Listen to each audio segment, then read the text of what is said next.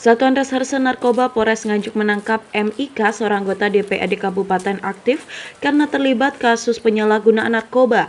Wakil rakyat ini diamankan aparat kepolisian di rumahnya di Desa Kebonagung, Kecamatan Sawahan, Kabupaten Nganjuk.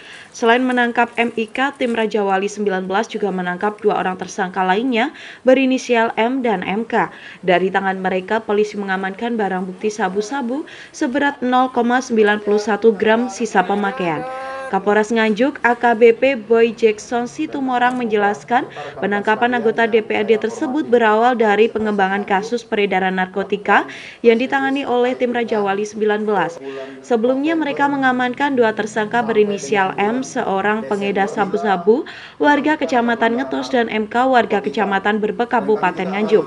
Dari hasil keterangan dua tersangka M dan MK ini, tim kemudian langsung menangkap MIK di rumahnya.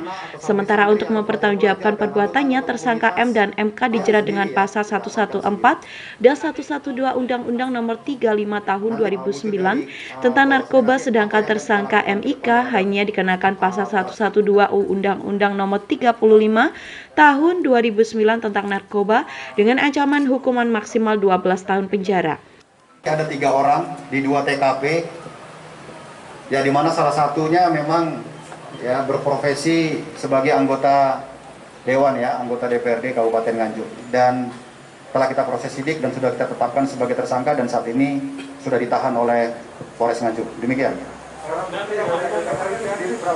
Ya, barang bukti dari 3 total ini sekitar 3 gram. Ya, totalnya sekitar 3 gram dari 3 orang ini.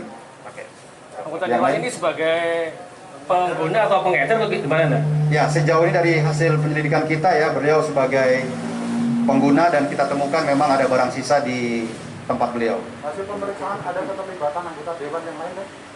Ya, sejauh ini belum ya, sejauh ini belum dan sekarang sedang dalam proses pemeriksaan lebih jauh. Kalau motif dari Dewan sendiri dia mengkonsumsi sabu-sabu apa dari? Ya, karena karena dari kebiasaan beliau, kemudian mungkin dari tuntutan pekerjaan dan masalah pribadi beliau. Demikian. Sudah lama dan? Kabarnya yang anggota Dewan itu residivis dan? Ya, memang dari track record dan riwayat pernah menjalani hukuman yang sama sekitar tahun 2012 ya, sekitar tahun 2012. Selain mereka, dalam konferensi pers ini, Satreskobba Polres Nganjuk juga memperlihatkan 22 tersangka lainnya dalam kasus penyalahgunaan narkoba di wilayah Kabupaten Nganjuk. Mereka diamankan dalam operasi beberapa pekan terakhir. Dari Nganjuk, Andri Purwanto, KSTV.